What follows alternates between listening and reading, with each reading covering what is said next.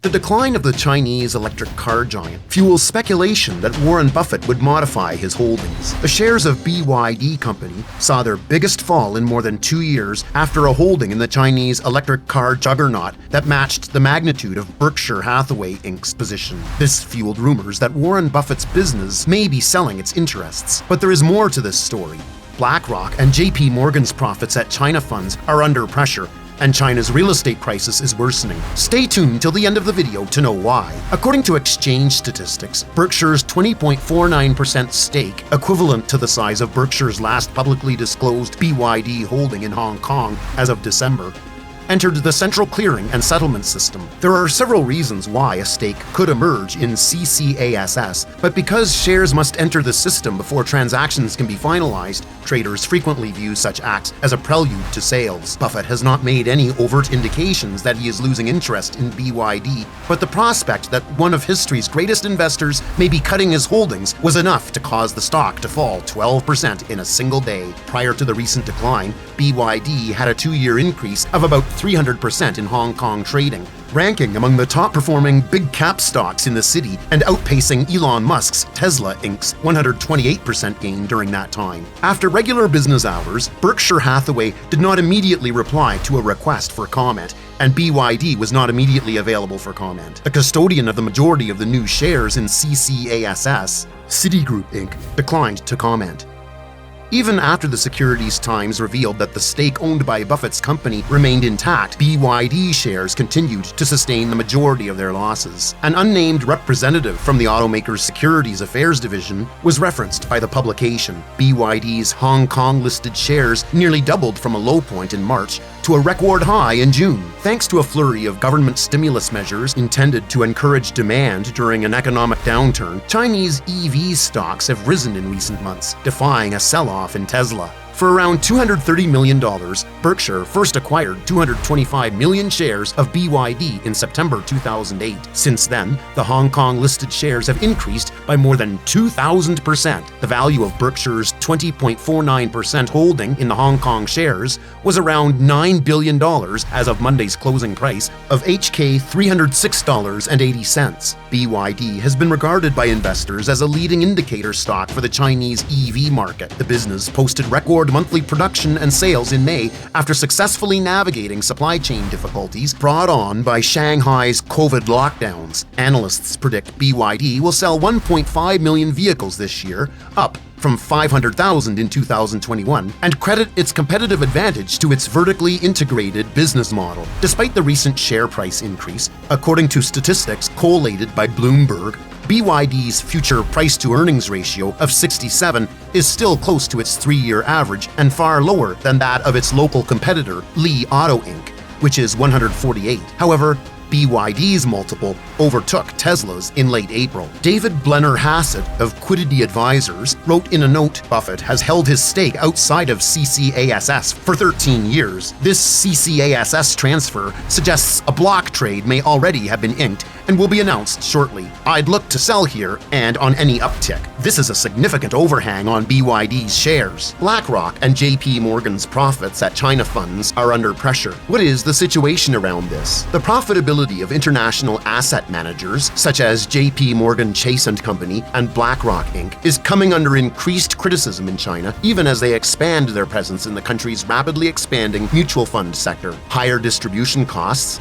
more competitors entering the market, and a heated talent competition are just a few of the expanding obstacles. Additionally, despite the fact that a recent rise has begun to lessen the pain, decreases in the local stock market imposed significant losses on new funds. Just a few months after BlackRock made history by becoming the first global asset management to introduce a fully owned onshore fund operation, these difficulties are becoming increasingly obvious. Neuberger Berman Group and Fidelity International Limited are prepared to do the same, as they increase their commitment to the 32 trillion yuan $4.8 trillion market amid mounting geopolitical dangers and a slowing economy. The new reality makes profit prospects more difficult. Harry Handley, a senior associate at Shanghai-based consultancy ZBen Advisors Limited, said, "The potential for increased competition and greater difficulty in attracting talent will add to the challenges for foreign firms when executing their strategies. BlackRock has raised billions of yuan from domestic investors since September in 2 funds, but it is not keeping all of the management fees. According to data gathered by Wind Information Company,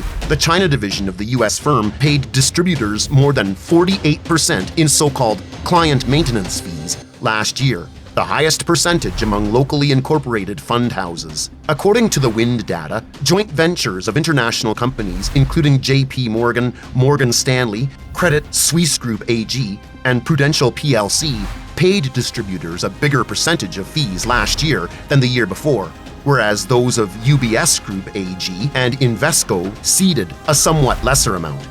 According to the statistics, J.P. Morgan's partnership, which the U.S. bank is aiming to take full control of, shared 26.7%, up from 23% in 2020. The growth is a result of local banks increasing negotiating strength due to their extensive branch networks and online sales channels. While authorities set the maximum distributor's share of fees at 50% for retail sales in 2020, funds have since frequently paid near to that level for new launches, leaving vulnerable new participants. According to Sinhu Wealth Investment Management Company, a fund distributor that also distributes funds, the widespread practice of splitting fees in China dates back to the bear market of 2008, when fund houses were forced to forego income in order to encourage banks to sell their products. According to Lu Haiyang, vice president of Sinhu Wealth, paying greater fees still has its benefits for new entrants like BlackRock, which requires distributors to promote its main selling point, being a well-known asset manager, to more investors. When the U.S. management introduces new products,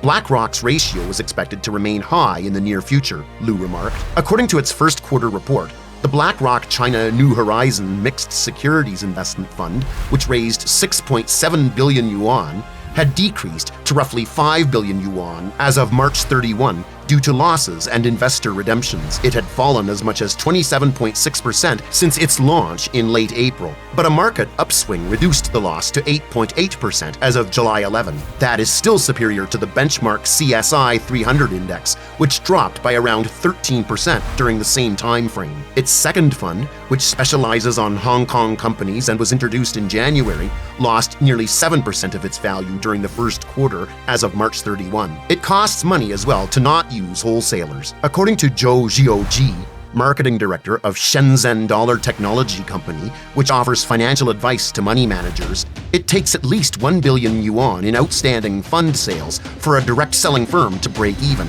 and it is becoming more expensive to gain new customers online. Global managers are, however, taking a long view of the situation and are aware of the potential opportunities. According to Huabo Securities Company, the mutual fund sector already dominates the Chinese asset management market, with assets surpassing those of banks' wealth management services as of March 31. Susan Chan, the company's head of Greater China, stated that despite the market's extreme difficulty this year, BlackRock's work in creating its platform, launching funds, and growing capacity in China will position it for considerable development in the long run. Both domestic and international managers have huge room to develop in China's asset management business, according to Eddie Wong, Chief Executive Officer of China International Fund Management, a fund joint venture with J.P. Morgan. Morgan Stanley chose not to respond. Prudential and Credit Suisse representatives were unavailable for a quick comment. Global players will need to dig down in the near future. In order to hasten the industry's expansion, the China Securities Regulatory Commission released new regulations in April that encourage banks, insurers, and securities companies to establish fund units and loosen restrictions on the number of licenses each may have. The Asset Management Association of China issued compensation recommendations in June as a follow-up, mandating a minimum 3-year delay in performance pay for top employees and fund managers. According to Sun Gai-ping, an analyst at Shanghai Securities Company, this will make it even more difficult for multinational corporations to get the top employees from local competitors. Sun said global firms are off to a not-too-bad start, but competition is certainly getting more fierce. They need to find their own positions and build local brand names and relatively good track records. Due to all of these factors, China's real estate crisis is worsening as a result of the home buyers' boycott. Growing symptoms of stress in a sector that makes up nearly 25% of the second-largest economy in the world this week have shaken China's credit markets, sent down the country's bank equities, and battered commodities like iron ore and copper. After a brief period of hope early this year that fewer regulatory restrictions may help to contain the industry's debt issue, rolling COVID lockdowns and a fast-rising homeowner boycott of mortgage payments on delayed projects